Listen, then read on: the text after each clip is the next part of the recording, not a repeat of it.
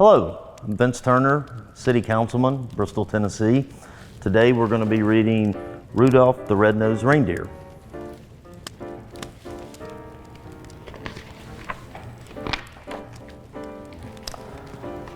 "'Twas the day before Christmas, and all through the hills the reindeer were playing, enjoying their spills. While every so often they'd stop to call names, and one little deer not allowed in their games.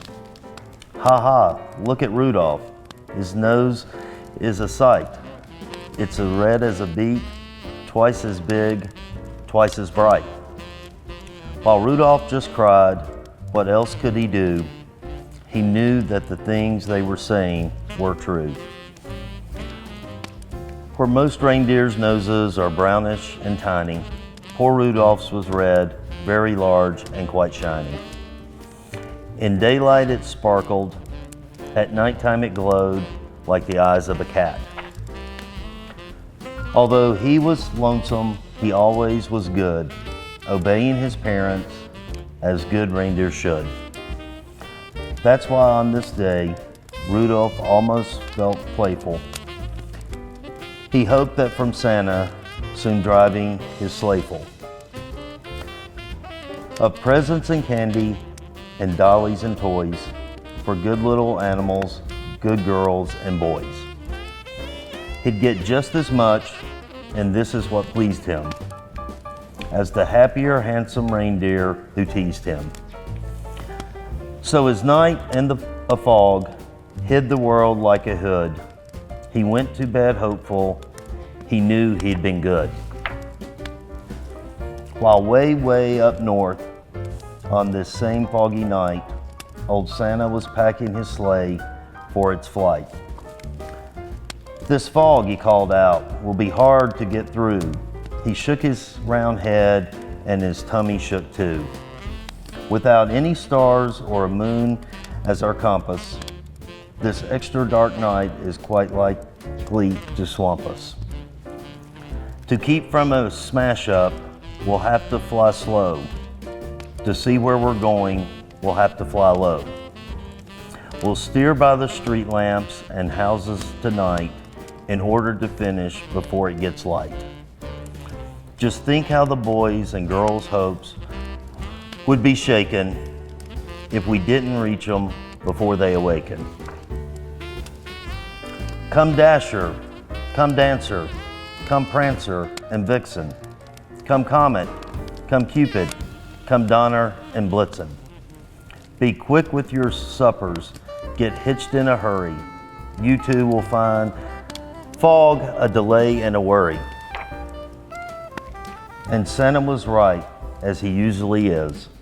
The fog was thick as a soda's white fizz. He tangled in treetops again and again and barely missed hitting a huge speeding plane. Just not getting lost needed all Santa's skill, with street signs and numbers more difficult still.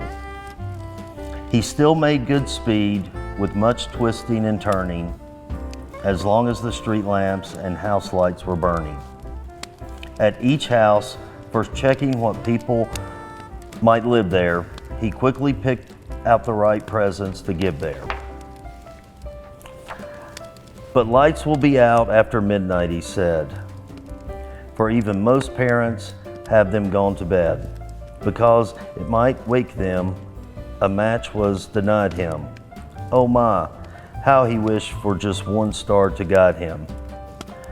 Through dark streets and houses, old Santa did poorly. He now picked the presents more slowly, less surely. He really was worried, for what would he do if folks started waking before he was through? The night was still foggy and not at all clear when Santa arrived at the home of the deer. Onto the roof, with the clouds all around it, he searched for the chimney and finally found it. The room he came down in was blacker than ink. He went for a chair, but it turned out it was a sink. The first reindeer bedroom was so very black, he tripped on the rug and burst open his pack. so dark that he had to move close to the bed and peek very hard at the sleeping deer's head before he could choose the right kind of toy, a doll for a girl or a train for a boy. But all this took time and filled Santa with gloom while feeling his way toward the next reindeer's room. The door he had just opened when, to his surprise, a soft glowing red-colored light met his eyes. The lamp wasn't burning, the light came instead for something that lay at the head of the bed. And there lay, but wait now, what would you suppose? The glowing, you've guessed it, was Rudolph's red nose. So this room was easy, this one little light. Let Santa pick quickly the gifts that were right. How happy he was till he went out the door. The rest of the house was black as before. So black that it made every step a dark mystery, and then came the greatest idea in all history. He went back to Rudolph and started to shake him, of course very gently in order to wake him. And Rudolph could hardly believe his own eyes. You just can't imagine his joy and surprise at seeing who stood there a paw's length away and told of the darkness and fog and delay, and Santa's great worry that children might waken before his complete Christmas trip has been taken. And you, he told Rudolph, may yet save the day. Your bright shining nose, son, can show us the way. I need you, young fellow, to help me tonight, to lead all my deer on the rest of our flight. And Rudolph broke out into such a big grin, it almost connected his ears and his chin. He scribbled a note to his folks in a hurry. I've gone to help Santa, he wrote, do not worry. Said Santa, meet me in my sleigh on the lawn. You'd stick in the chimney and flash, he was gone. So Rudolph pranced out through the door, very gay, and took his proud place at the head of the sleigh. The rest of the night, well, what would you guess? Old Santa's idea was a brilliant success. And brilliant was almost no word for the way that Rudolph directed the deer and the sleigh. In spite of the fog, they flew quickly and low and made such good use of the wonderful glow that shone out from Rudolph at each intersection that not even once did they lose their direction. At all of the houses and streets with the sign on them, the sleigh flew real low so Rudolph could shine on them. To tell who lived where and just what to give whom, they'd stop by each window and peck in the room. Old Santa knew always which children were good and minded their parents and ate as they should. So Santa would pick out the gift that was right, with Rudolph close by making just enough light. It all went so fast that before it was day, the very last present was given away. The very last stocking was filled to the top, just as the sun was preparing to pop. The sun woke the reindeer in Rudolph's hometown.